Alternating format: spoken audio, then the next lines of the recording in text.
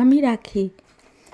কাল তো তোমাদের সাথে শেয়ার করেছিলাম অ্যানিভার্সারির দিন রাত্রের কি মেনু বানিয়েছিলাম, আজ শেয়ার করতে এলাম দিনে কি মেনু বানিয়েছি। একদম সিম্পল মেনু বানিয়েছিলাম, একদম সাদামাটা।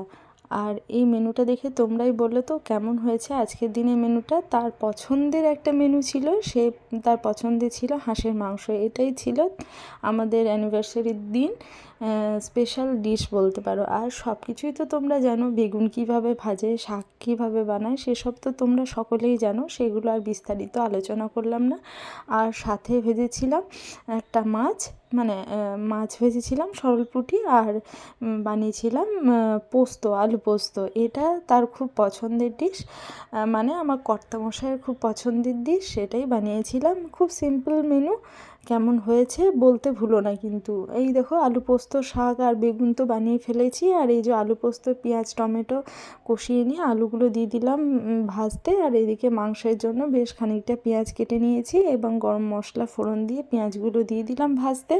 আর ওইদিকে মশলাও রেডি করে ফেলেছি, পেঁয়াজ আদা রসুন টমেটো যা যা লাগে সে সব কিছু ভালো মতো করে পেস্ট করে নিয়েছি। তোমরা কি হাঁসের মাংস কে কে খেতে পছন্দ করো একটু জানিও তো। আর এদিকে বলতে বলতে দেখো আলু পোস্তের আলুগুলো বেশ নরম হয়ে এসছে, টমেটো নরম হয়ে এসছে। এবার পোস্তটা বেটে নেওয়ার পালা। পোস্তও বেটে ফেলেছি আর পোস্তটা অ্যাড করে দিয়েছি, কাঁচা লঙ্কাও দিয়েছিলাম। পোস্তর সাথে কাঁচা লঙ্কা না দিলে যেন বেমানান লাগে, তাই না? আমার তো এরকমই মনে হয়, তোমাদের কি সেরকম কিছু মনে হয়? এ দেখো বলতে বলতে পোস্ত রেডি হয়ে এসছে। আর এদিকে হাঁসের মাংসটা রান্না করব, সেই জন্য মশলাও কষিয়ে ফেলেছি। আর এ দেখো মাংসগুলো কেটে ধুয়ে নিয়ে এসছে। আর এই হাঁসের মাংসটা মানে উইদাউট স্কিন ছিল, মানে হাঁসের মাংসের যে স্কিনটা থাকে সেটা ফেলে দেওয়া ছিল, দেওয়া হয়েছিল। এই স্কিন শুদ্ধ হাঁসের মাংসের টেস্ট কিন্তু আলাদা হয়। তোমরা অবশ্যই এই শীতকালের সময় হাঁসের মাংস বানিয়ে খেয়েও দেখবে, খুব সুন্দর টেস্ট হয়। মশলাও কষিয়ে ফেলেছি, যা যা রুটিন মশলা লাগে সেসব তো তোমরা সকলেই জানো, সে আর বিস্তারিত বললাম না।